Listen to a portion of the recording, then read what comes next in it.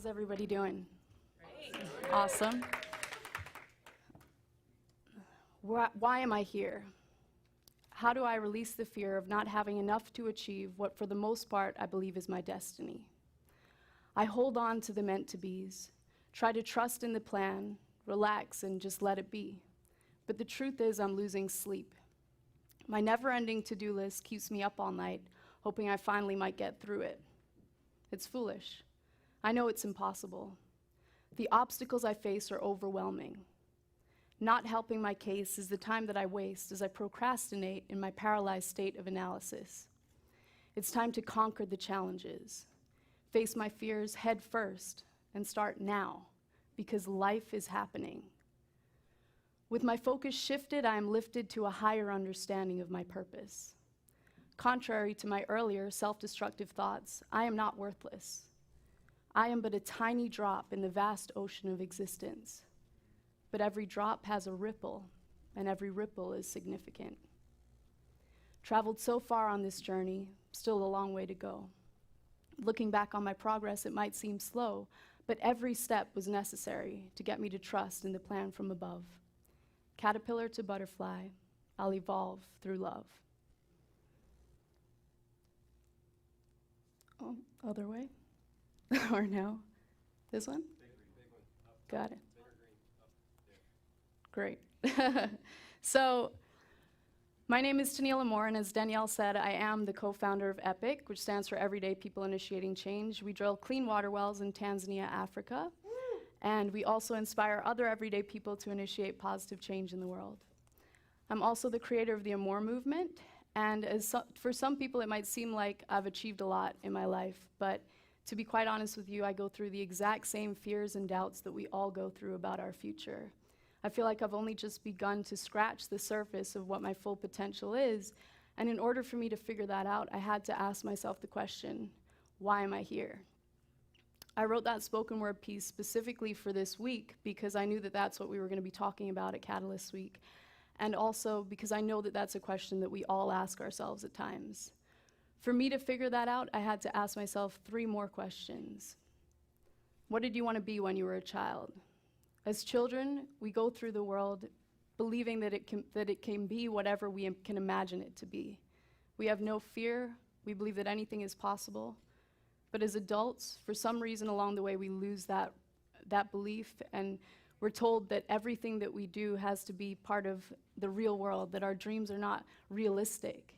So I believe that we have to get back to the way that we viewed the world when we were children if we want to connect to our true purpose.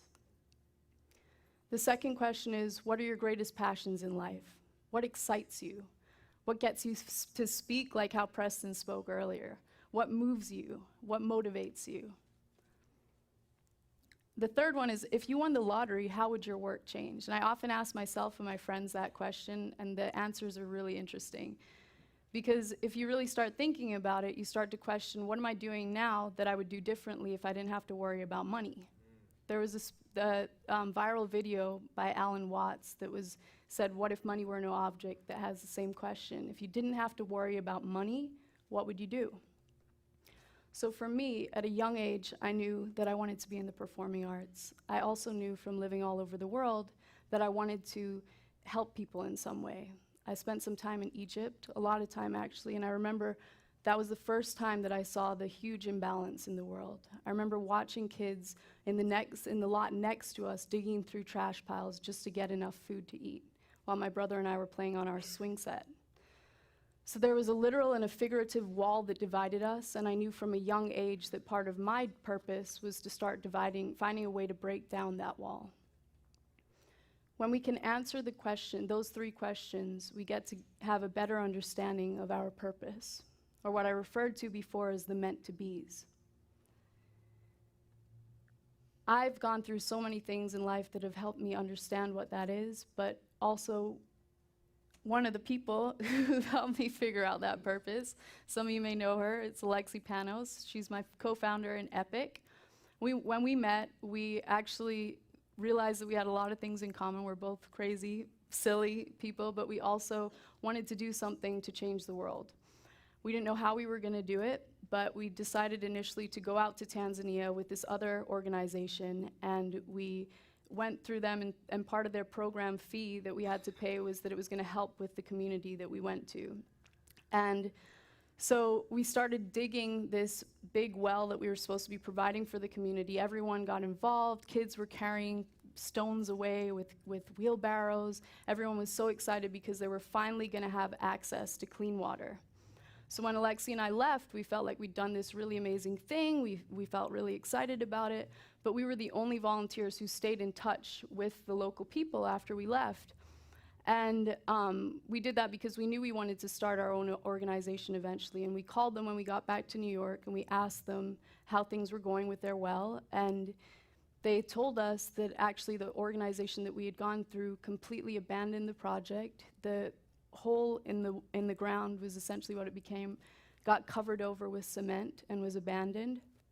So obviously that was a huge shock to us, and we felt like, you know, we'd completely abused the trust of the people in the village that we went out to essentially try and help. And for us, it was motivation, more motivation to start our own organization, because we knew that we wanted to take whatever money that was being donated, we wanted to know exactly where that money was going to go. So we formed E.P.I.C, and exactly 1 year later, we drilled our first clean water well in Tanzania. And we've since gone on to drill other wells, but forming E.P.I.C with Alexi was definitely part of my life's purpose. And we've become family because of it. We go through so many amazing times together, and sometimes difficult times together, but it has bonded us with a shared life purpose. It's also given us our extended family in Tanzania, who are amazing.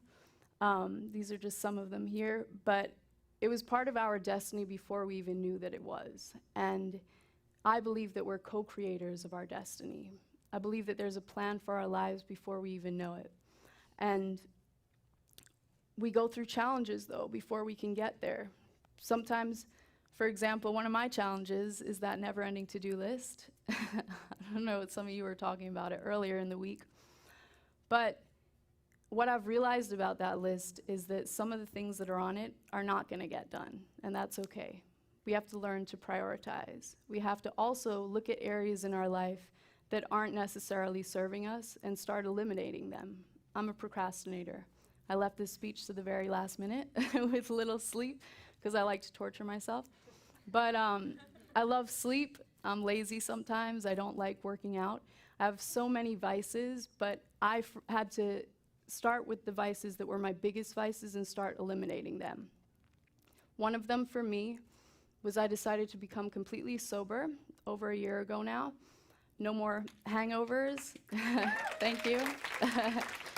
No more hangovers, no more blackout moments, no more negative effects that came from altering my mind state. I knew that I had to become physically clean in order for me to become spiritually and mentally clear. So with that, when I was able to eliminate some of the things that weren't serving me, it got rid of a lot of the toxic relationships in my life that were no longer fulfilling me. It opened up room for more meaningful relationships with people who were part of my life's purpose.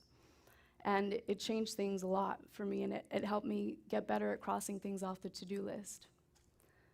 Another challenge is that paralyzed state of analysis, or the paralysis of analysis. How many of you think so much about things before you actually do it? I know I do. Constantly thinking and trying to reach that state of what is perceived perfection. It's impossible. We're never going to get there. I've missed out on so many opportunities because I didn't feel like I was prepared enough. And it is important to prepare, of course. But at the same time, it's just as important, if not more important, to just say yes to things, even if we don't know how we're going to do it. A friend of mine recently asked me to perform at his venue, and I had no idea how I was going to do it. It was like a week away. I had no band. I didn't know what songs I was going to perform. I had no time to invite people to come to the show. But I said yes, because I've been forcing myself to say yes. And in 1 week, I put together a 7-person band. We performed a 30-minute set of all original material to a packed out room of people who loved what we did, including one of Bob Marley's sons, who just so happened to be there, and Bob's one of my biggest influences, so that was a huge thing for me.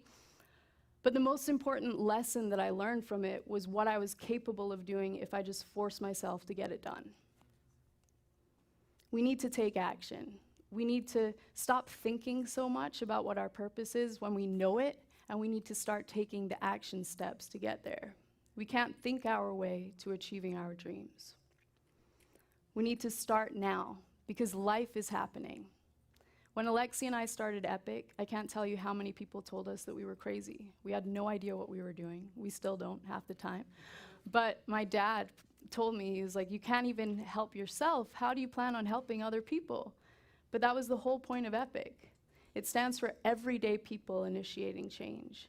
We don't have a lot of money. We don't have a lot of time. We don't have a lot of resources. We don't have massive platforms that we're working with. And we had even less of that when we started it.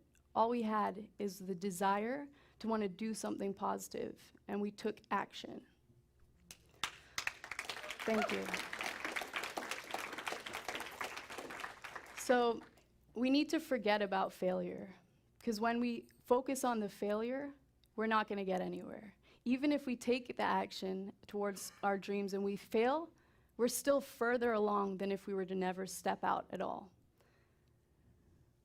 I recently ran a crowdfunding campaign for my album, and it was one of the most humbling things that I've ever done, one of the most difficult things I've ever done. But as you can see here, a week ago, I reached 100% of my goal.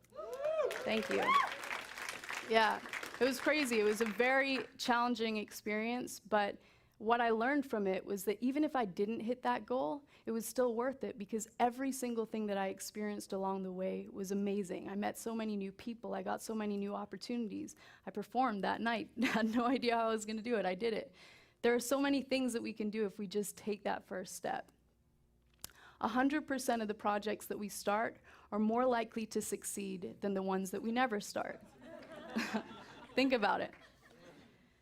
So I am but a tiny drop in the vast ocean of existence, but every drop has a ripple, and every ripple is significant. That one really hit me hard when I realized that. We decided to call our project, our water project with E.P.I.C, the Ripple Project. And the reason why we called it that is because we realized that when you provide a village with clean water, that ripples out and affects every single other aspect of community life. So for Alexi and I, in seeing that, we understood that what we are, who we are, and the names that we make for ourselves, in hundreds of years' time, most likely, it's not going to be remembered. But what will be remembered are the things that we do with the time that we're given. We may be forgotten, but the ripple that we make in the world will not be forgotten. We're infinite. The footprints that we leave on the sand, the people that we touch, the hearts that we connect with, the children that we teach, those are the important things that we need to focus our lives on. The last thing I'm going to leave you guys with is this. It's the end of the spoken word piece that I did. Caterpillar to butterfly, I'll evolve through love. I decided to call my album Evolve Through Love because that's what I believe we're here to do. I love what Preston's doing with the Love Mob. I love what Catalyst Week is doing. I love knowing all of these amazing people in this room. I am on a mission, Jenna, Phillips, everyone in this room. I could go on and point out everyone that's been inspiring me. But we're here to hold each other accountable. We're here to change the world together. There's this quote by Trina Palace. It's from this book, a children's book actually, called Hope for the Flowers. And in it, the caterpillar asks, how does one become a butterfly? And the butterfly replies, you must want to fly so much that you're willing to give up being a caterpillar. That hit me really hard because it made me realize that if I want to live up to my fullest potential, I have to start holding myself up to higher standards. I've been doing that lately. I've given up a lot of my old caterpillar ways, and I'm finally ready to fly. But let's fly together. Let's keep dreaming big and believing in the impossible. And in this fast-paced world of ever-advancing technology, let us not forget how to connect with one another, human to human, heart to heart. Thank you.